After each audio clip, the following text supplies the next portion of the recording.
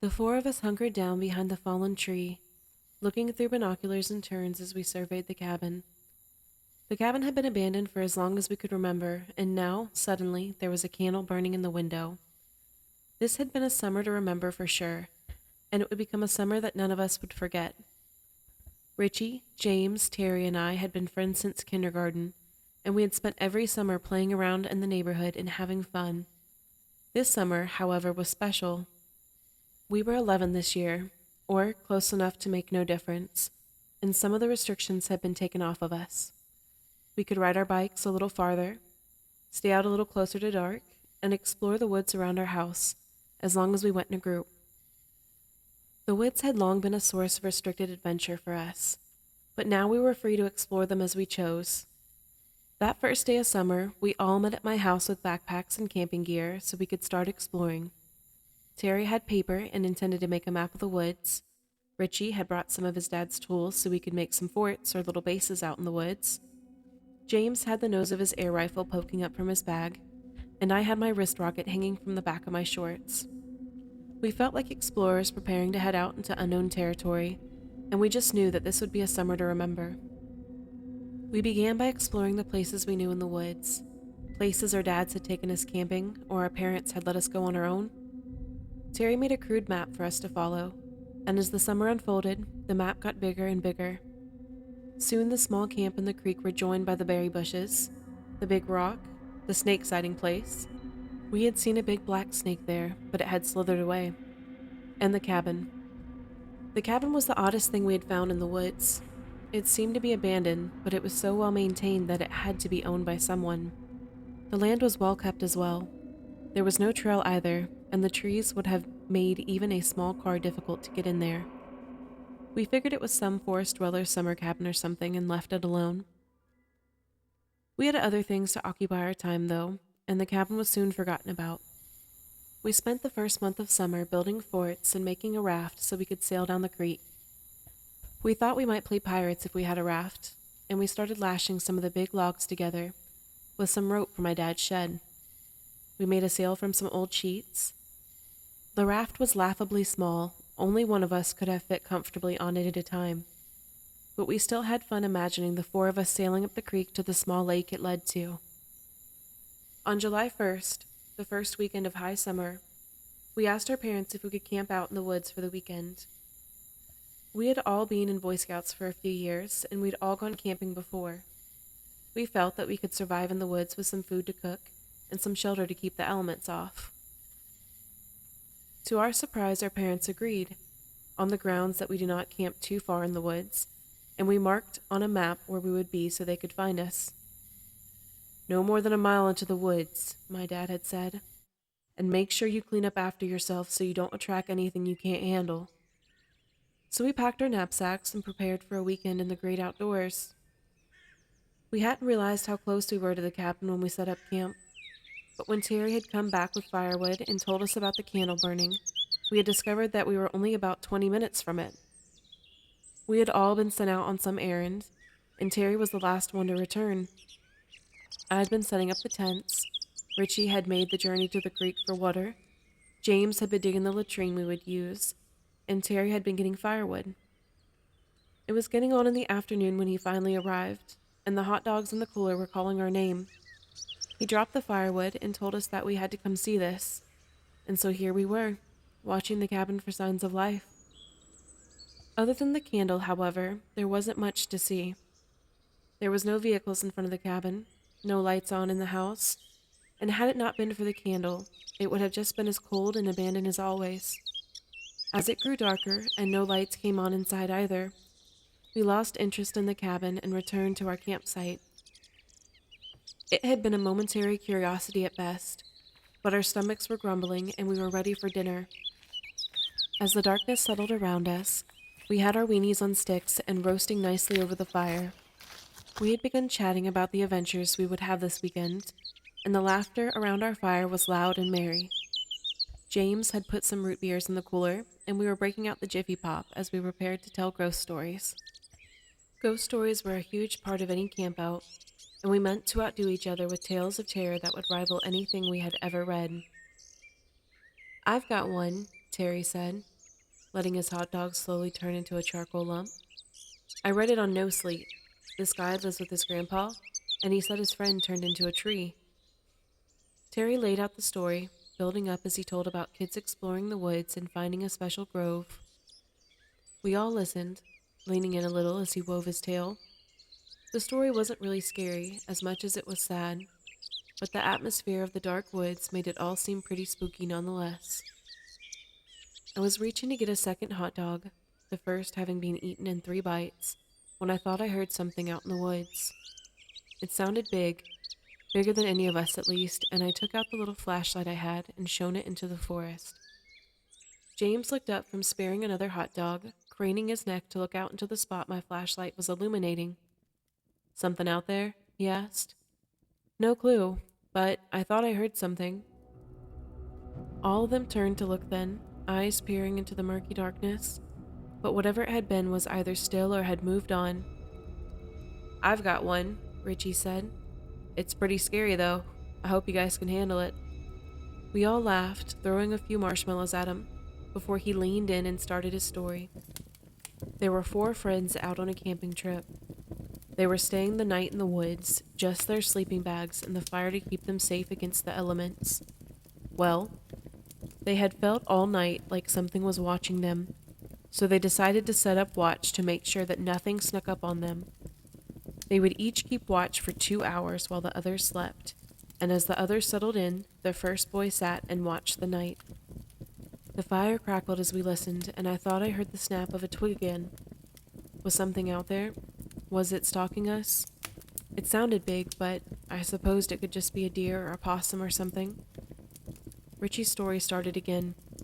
The story isn't about him, though. The story isn't about the second boy either. This story is about the third boy. The boy who must watch through the depths of the night. The second boy had no sooner shaken him awake than he was curled in his sleeping bag and snoring happily.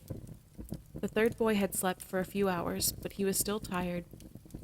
He didn't like staying up late, and he was used to being snug in his bed when the sun went down. He sat by the fire, the warmth wafting into his face, and he felt warm and comfy and began to drowse. Richie's story was interrupted by the cracking of a stick to my left, and I cut my eyes in that direction. Just then, something stepped on a branch out in the woods, and the boy found his drowsiness melting away. What was that? Some sort of animal? A person? A monster coming to eat him? The boy sat up a little straighter, but he was so tired, he could barely keep his eyes open, and the fire felt so good. Richie continued the story, but I could see something from the corner of my eye. I couldn't be sure what it was. An animal? A person? A monster coming to eat us up? He looked around, but he could see nothing.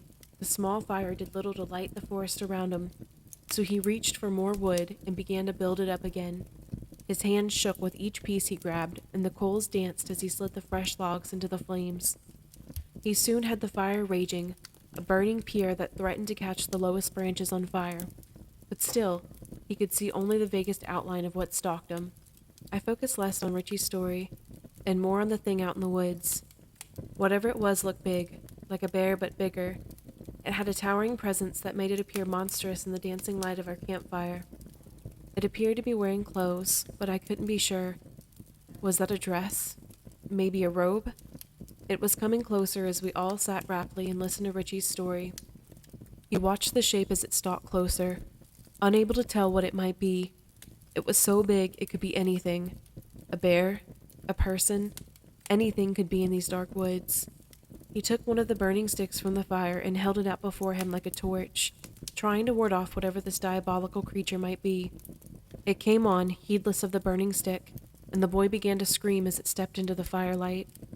And he caught sight of his stalker. The creature just outside the campfire light was not as bold as the one in Richie's story. It hung back slightly, not daring to get close enough to be seen. Richie leaned closer and spoke lower. When they found the boys, all of them had been killed. Of the 3 that had been in the sleeping bags, nothing was ever found. Just a lot of blood soaking into the bags themselves. Of the watcher, however, they found him still at his post. Richie smiled, the fire making his face look sinister. He was frozen in fear, his heart having stopped from terror. I turned then, looking over Terry's shoulder and into the woods, but whatever it had been was gone. Wow, James said, putting a fresh marshmallow on to replace the one that had fallen into the fire as he sat listening. That was a great story. Yeah, I agreed, scouting around behind them for the shape. I bet I know who scared him so bad, James said, a little smile on his lips. I bet it was Soap Sally. A chill ran up my spine. Don't ever say that out here, I quavered, the others looking just as shocked. Soap Sally was not something to be joked about in the woods at night. Soap Sally was a local legend, a washerwoman who had done her washing at the watering hole for as long as anyone could remember. She made her own soap, made candles too, and was said to be able to make spells and potions as well. When she was found be making her soap out of the bones of runaway children, she was burned as a witch with only the briefest of trials. She was still used as a way to scare bad kids into doing what they were supposed to be doing, and there were still disappearances from time to time. I heard a rumor that those kids who went missing in the next town were taken by Soap Sally, James continued, clearly intending to milk the story for all that it was worth. James, I stated, but I tensed when I heard a stick snap too close to our campsite. I hear she found them out past curfew and just snatched them up. They ran, of course, but she got them, one by one, and took them back to her lair to make them into soap. From behind James a shape rose, a looming shadow that seemed to grow from the ground. I gasped, looking at Terry and Richie as it rose over 6 feet tall. Their mouths were hanging open, their eyes as big as dinner plates, and James clearly thought they were scared by his story. Then she hacked them up and boiled all the fat off of them. She made them into soap, and when their parents found the soap the next day, they used it to wash their hands. They never knew they were washing themselves with the bodies of their dead kids. And somewhere that old crone laughed at them. As they mourned their loss, she laughed and laughed, stalking the night as she looked for more children, too. He trailed off as he noticed as we crowd walked backwards away from him, rolling his eyes and laughing. Come on, guys, it's just a story. Quit goofing and... But he gasped as the long black nails clenched his shoulders. When the monstrous woman bent down, her mouth of sharp teeth grinning much too wide, he began to scream like a stuck hog. We all screamed then, running into the woods like bullets fired from a gun. James screamed behind us, begging us to help him. But we were only 11. What could we do against something like that? We all stayed together, and as we realized that my house was the closest, we all ran for it. The moon was high and bright, and if it hadn't been nearly full, we'd have likely never found our way. The woods we had so often played in seemed sinister, a children's fairy tale forest, and we wanted to reach the safety of home before the witch could swoop down on us and gobble us up. Every limb that grabbed our shirt was a witch's claw. Every hole that tried to trip us up was a hand coming out to catch us, and every sound was that horrid creature in hot pursuit. We breathed a little easier when we broke the tree line and made it to the row of fences that marked our neighborhood. My dad was having a beer on the back porch when we got there, and it seemed that Richie's dad had decided to join him since they were both childless tonight. It was only about 9:30, and both of them looked up expectantly as we came running up. You boys get spooked by a deer already? My dad joked, seeming to realize we were one short. Where's James? I sobbed as I tried to catch my breath, and Dad must have caught enough to understand that someone had taken James. He got us all inside and called the police, Richie's dad calling James' parents as he did. Before long, everyone's parents were there, and the men had begun searching the woods. Dad wanted to take us with him, but we all refused to go. We had a scare, and when the police arrived, the whole group took to the woods to find James. They came back a few hours later to tell us that there had been no sign of him at our campsite. Is there anywhere that you can think of that he might be, boys? Maybe somewhere in the woods where this person might have taken him? He said person because they refused to believe any kind of Soap Sally talk. They wanted this kept in the real world, and that meant that if a woman had taken an 11-year-old boy against his will, then they were likely close. The cabin, Richie almost hissed, looking at us for support. Remember? We saw the candle burning there earlier. Maybe it's her cabin. We showed them on the map where the cabin was, and they told us to stay here as they all went to investigate. They were gone about an hour when I heard the back door open, and the 4 dejected fathers of my group came shuffling in. They told the 3 of us to head off to bed so they could talk, but we hunkered down at the top of the stairs and listened as they told what they'd seen. James's mother cried a lot, his father holding her tight. The police were still there. The sheriff had called in more deputies from a neighboring town, and they were searching the cabin from top to bottom.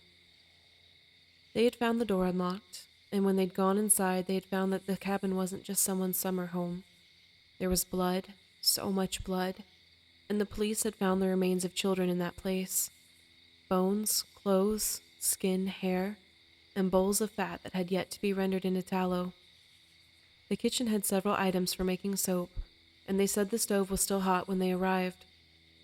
They'd found a shirt on top of the pile, and James' father had identified it as the one James had been wearing when he left home that afternoon.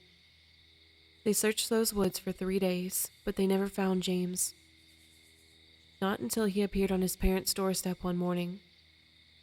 I was eating dinner that night, still reeling from what I'd been through in the woods, as Mom talked about how wonderful it had been that the community had come together to support James's family. I went to take her a casserole this morning, and she was going through the gifts she'd been left by the town. There were casseroles, gift cards, grocery bags, and even a nice bag of soaps from someone. My mouth went dry when I heard that, and I asked her what she meant. Well, someone had delivered a bag of soaps to them this morning.